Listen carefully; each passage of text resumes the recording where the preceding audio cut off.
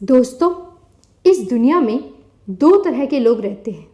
एक जो कर्म को प्रधान मानते हैं, उनकी सोच केवल कर्म करने की होती है, या ये कहो कि वह मेहनत करते हैं और किस्मत या भाग्य के भरोसे नहीं बैठते। तो वहीं दूसरे लोग ऐसे जिनका मानना है भाग्य में जो लिखा है वही होगा, वह किस्मत पर पूरा विश्वास करते हैं। इस तरह मनुष्य अपने जीवन में कर्म और भाग्य के चक्र में फंसा रहता है। दोस्तों, कर्म या भाग्य दोनों में से कौन बड़ा है, इसकी बहस लोगों में पहले से ही चलती आ रही है। जब अर्जुन ने महाभारत युद्ध में अपने सामने अपने रिश्तेदारों को युद्ध में देखा तो उसके हाथ से उसका गांडीव छूट गया और वह प्राणहीन मनुष्य के जैसे धरती पर बैठ गया। तब भगवान श्री कृष्ण ने अर्जुन को गीता का उपदेश दिया, जिसमें कृष्ण ने अर्जुन को कर्म करने का ज्ञान दिया।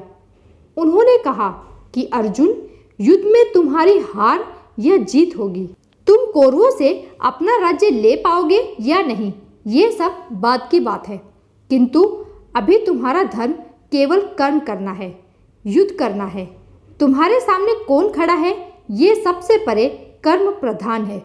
अगर तुम कर्म ही नहीं करोगे तो ये युद्ध कैसे जीतोगे। कहने का तात्पर्य यह है कि भागवत गीता में कर्म को ही प्रधान बताया गया है।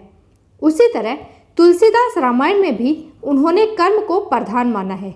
उनका भी यही कहना है कि कर्म से बड़ा दुनिया में कुछ नहीं।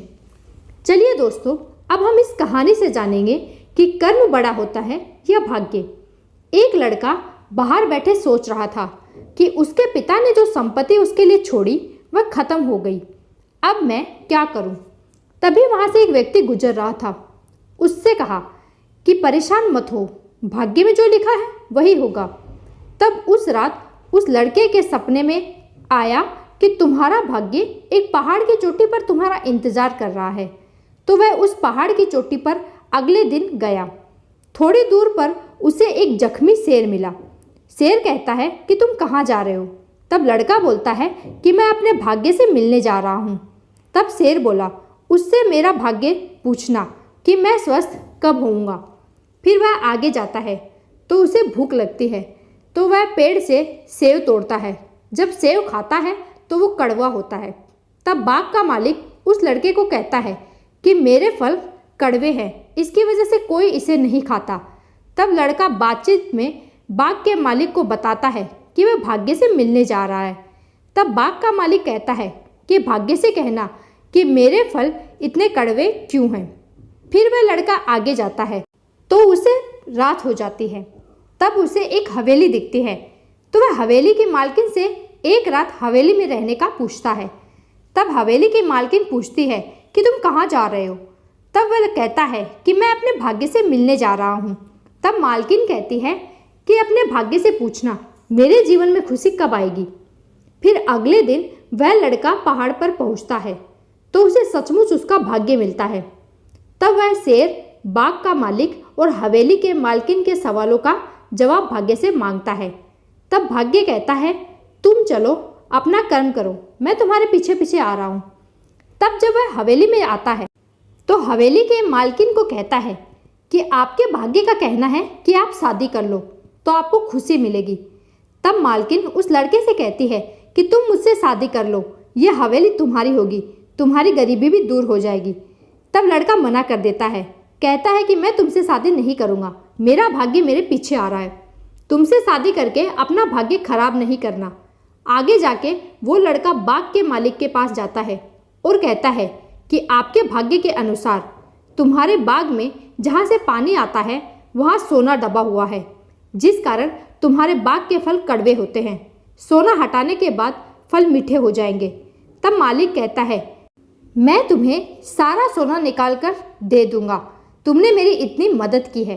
लड़का कहता है, मुझे सोने की ज़रूरत नहीं, मेरा भाग्य मेरे पीछे आ रहा है।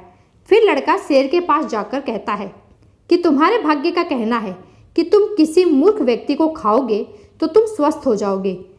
तब शेर कहता है कि मैं तुम्हें कुछ देना चाहता हूँ। तब लड़के ने मना कर दिया, कहा कि मुझे कुछ नहीं चाहिए। रास्ते में मुझे एक हवेली की मालकिन मिली जो मुझसे शादी करना चाहती थी। फिर बाग में एक मालिक मिला जो मुझे सोना दे रहा था। मैंने उनको भी मना कर दिया क्योंकि मेरा भाग्य मेरे साथ है, मेरे पीछे ही आ रहा है। तब शेर ने बिना देर किए उस लड़के को खा लिया और बोला कि तुमसे बड़ा मूर्ख कोई हो ही नहीं सकता जो इतने अच्छे अवसर को खो सकता है। तुम्हें इतना अच्छा अवसर मिला, तुमने उसे खो दिया।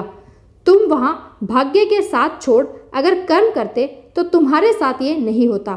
तो दोस्तों, इस कहानी से यही सीख मिलती है कि भाग्य से बड़ा कर्म होता है, कर्म ही प्रधान है। इसलिए कर्म कीजिए, कर्म करोगे तो भाग्य आपके साथ अपने आप ही रहेगा। कहानी अगर अच्छी लगी हो तो लाइक करके चैनल को सब्सक्राइब जरूर करें।